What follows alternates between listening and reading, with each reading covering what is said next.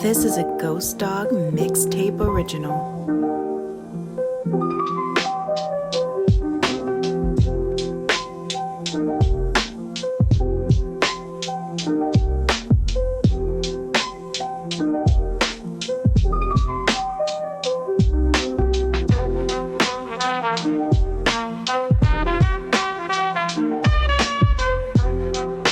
Welcome to Ghost Dog's Big Talk, and I'm your host, Ghost Dog.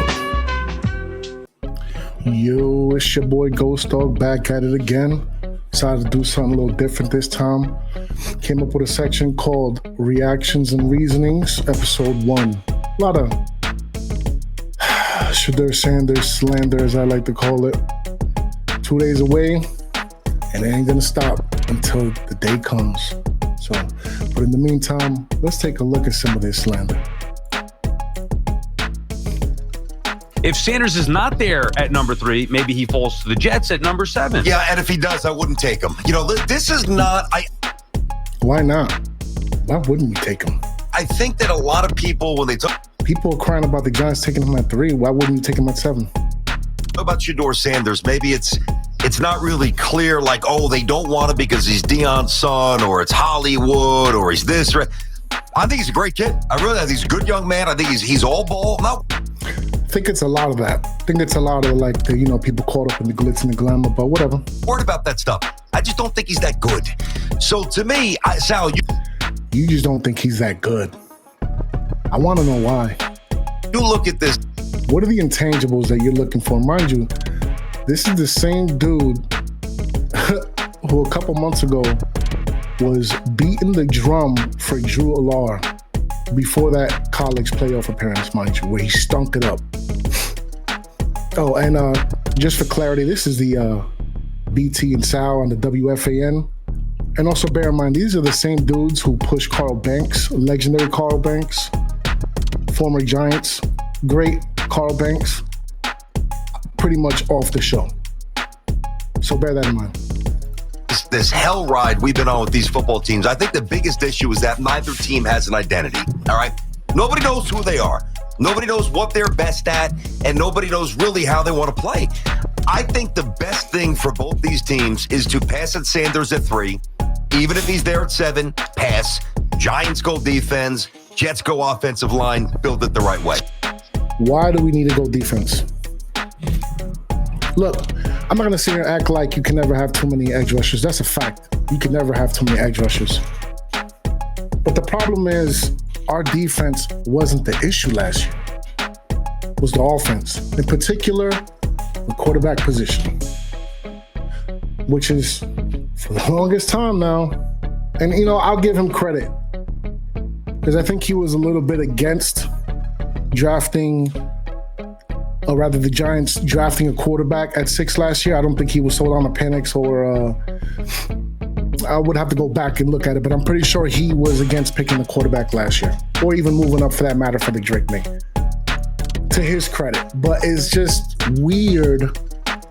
I don't know, man. It's just like a certain consensus in the media. A couple months ago, this kid was projected to be top 3 pick. Now all of a sudden, he might slip all the way into the 2nd. It's just wild. So here's the problem that I have with that. And I like Sanders maybe more so than you, but for me, it's more about my theory and what I think NFL teams need to do if you don't have a franchise quarterback. And unfortunately, the Jets and Giants are both in that boat where neither has a franchise quarterback. Been in that boat for a while now. I mean, the Jets have been in the boat. They're the captains of the boat. I'd argue that. The consensus is Sanders Sanders is the second best quarterback in the draft. That doesn't mean that the Jets have to like him second best. Maybe they like him. Not only second best, but in some people's minds, the first, the best. More than they like Cam Ward. Who knows? Maybe they don't like him at all. Same thing with the Giants. Just because he's the consensus second best quarterback in the draft doesn't mean that either of those teams individually have to like him. What it does mean is if you are trying to find a franchise quarterback, he will likely be their best option when they draft. Mm-hmm. Assuming Cam Ward is off the board at number 1, Sanders Sanders will likely be the Giants' best option at a franchise quarterback. And if he somehow falls, and I think it's likely the Giants don't take him, and if that is the case, then he likely would fall to the Jets, which is which would be a mistake if we don't take him at 3. If we're not going to take him at 3, just don't take a quarterback, period. Well, I'll take that back. I'm down to have a Milroe at 34. I'm not willing to move up, though. My reasoning, there's just too much depth in the trenches on both sides of the ball in those second and third rounds. And bear in mind, we have 2 third-round picks. Those are major key for depth and for reinforcing our trenches on both sides of the ball. Something that's been lacking here for a while now. Mostly on offense. Again, the defense wasn't the problem. That's why we could have the conversation for bold. If he falls to the Jets, it's very hard, in my mind, similar to what Atlanta did with Penix. It's different because the Jets don't even have a franchise quarterback. It's hard in my mind to justify passing on the potential of a franchise quarterback, whether you don't like him or not. It's hard to justify passing on a player that was ranked that high and is, by consensus, the second best quarterback in the draft. Listen, I think there was a time where I might agree with that. I think the recent trend of the NFL, whether it's Darnold, whether it's Geno, whether it's Baker Mayfield, who knows what happens with Daniel Jones moving forward? Who knows what happens with Zach moving forward? Kirk Cousins, obviously leaving Washington, putting up big numbers with the Vikings. It's a different way to approach the quarterback market here. There was a point. Sure, there is different ways to approach the quarterback market, for sure. For basically forever, where if you had a guy, I feel like this guy fills up a lot of space with a lot of words. You didn't let him leave at all. And now I think it's flipping, whether it's a money thing, whether it's just kind of resetting the money thing, or whatever. I think that the way teams now approach the quarterback market, I think it's changed here. And I think if this was the 80s or the 90s or even the early 2000s, I'm probably sitting here saying, yeah, if the Giants have the kind of season that some people hope that they could, 7 wins, maybe a little more competitive, they're not back in this position next year, which means they don't have access to one of the good quarterbacks next year, which means, here we go, punt, punt, punt. And that's the problem. Kicking the can down the road again and again and again. When is it going to stop? When is enough is enough? How many OBJs are we going to draft just to waste away? Or lose out on getting anything back for them, really? You could argue that Dexter Lawrence was worth the trade. But again, the defense wasn't the issue. Hasn't really been the issue for a while now. There's a theme here, okay? There's a theme. How many Saquons are we going to let walk?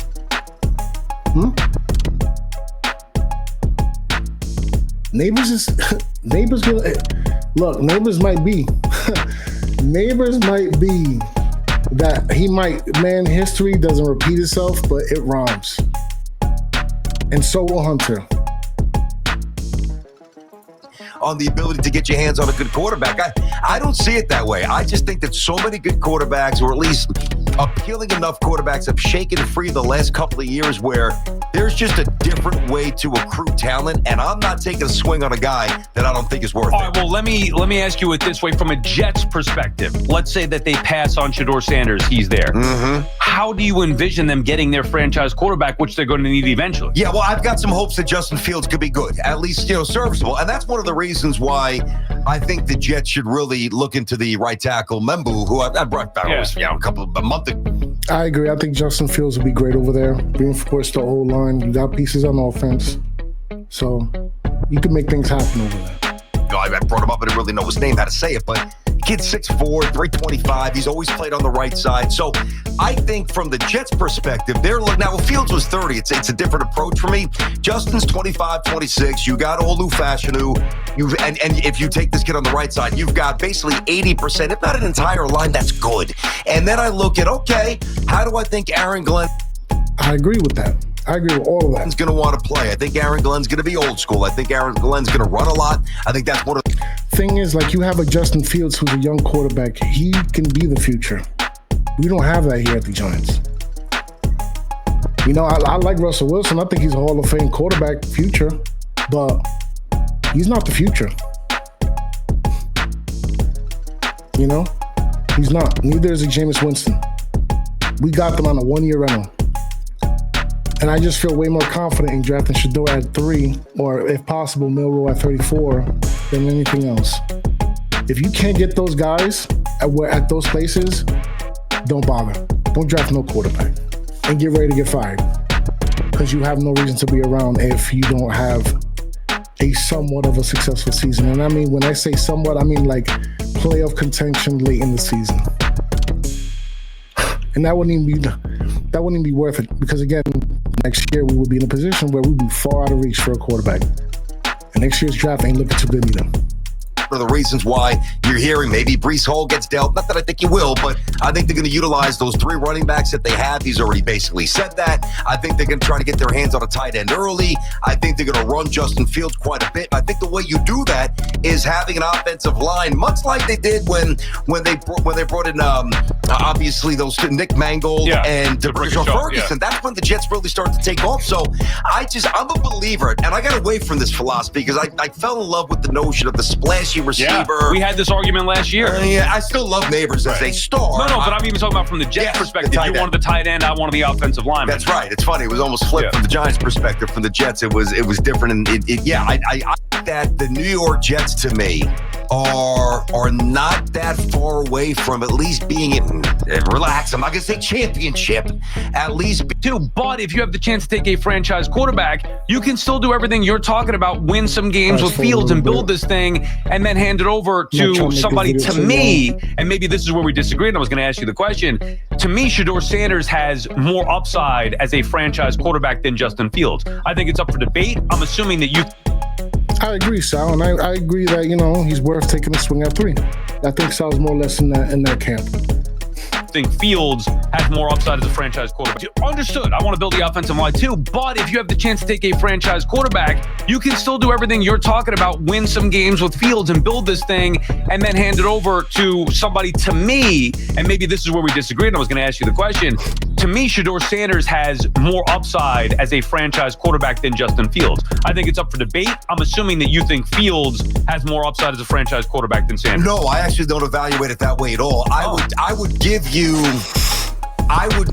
the, I'm not going to say I agree, but no, I'm not thinking that way. Like, I don't look at Fields as a 10-year Jet. I look at him as an interesting reclamation project with some good athletic tools.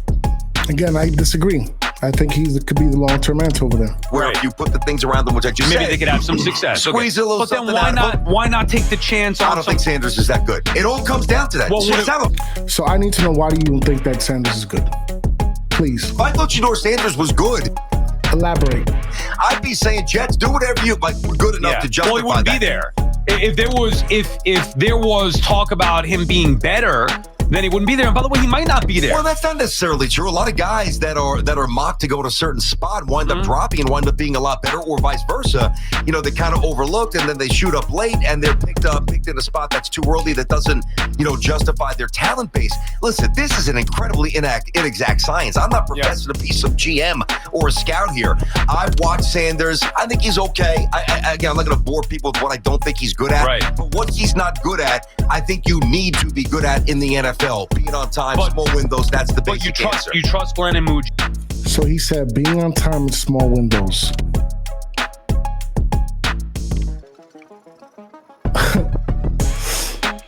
If there's anything that Shedeur Sanders is good at, is being on time in small windows.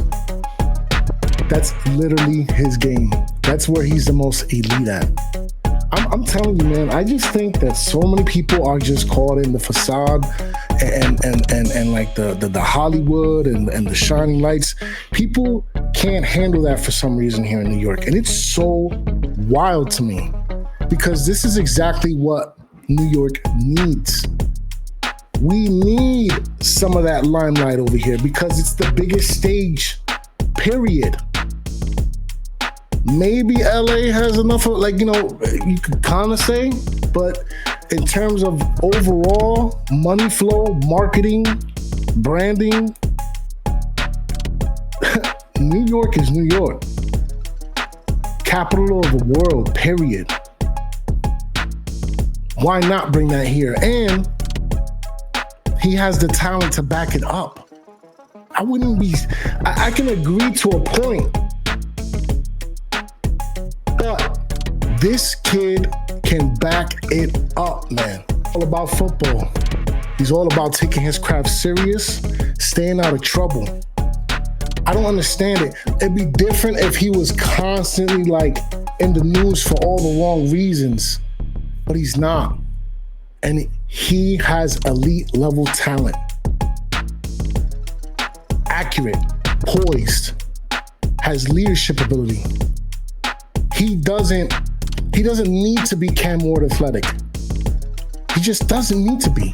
He's athletic enough to make plays on his feet. I, for one, appreciate pocket passing quarterbacks. Last year, I wanted Penix at 6 over Neighbors. In hindsight, maybe I can honestly say no. I would rather Neighbors now because of the opportunity we have here at number 3 to draft Sanders Sanders. But after all this, I'm like, yo, like, what's the deal here, family? Like, this is just... And don't get me wrong, I get it. Travis Hunter is generational talent. I think Abdul Carter is just an absolute unit when it comes to like pass rushing. His bend and spin and swim is just, it's dope. Generational, that's a reach. We got Burns, we got KT. We'll be all right on the defense. It really just boils down to this. And we're going to wrap it up here because, you know, the video's getting on a little bit longer than what I wanted to. But it really comes down to these 3 choices at number 3. Sanders Sanders, Milroe, or Jackson Dart. Point blank period. I would rather get Shador at 3.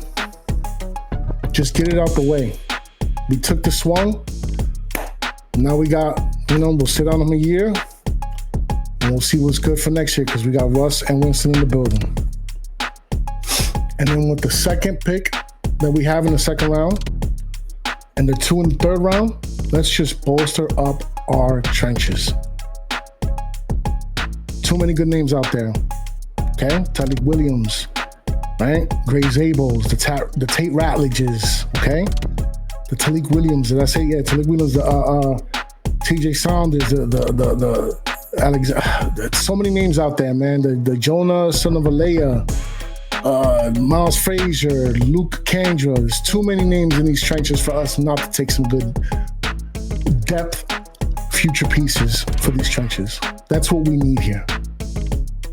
Okay? I'm down for Miro at 34. But if that's the case, we have to take Abdul Carter at 3. Because again, trenches is the name of the game. And Jackson Dart, maybe I'll be okay with taking him like in the third round. I don't have confidence in that kid. I just see Daniel Jones 2.0 all over again. But with that being said, I've drawn it out long enough. So please, if you enjoyed my little rant here on my reactions and reasonings, just hit the like and subscribe button. Leave a comment. I mean, hey, if you think it's whack, leave a comment and tell me it's whack. Maybe, whatever I could do to make it better. Also, leave some recommendations for players also for my mixtape highlights. So keep an eye out for that. But, yeah. In the meantime, stay tapped in and tuned in. Ghost out. Let me tell y'all something. Why don't you go ahead and hit that button? If y'all feel the vibe, just click subscribe. And if you appreciate the way I spit on the mic, then please smash that like.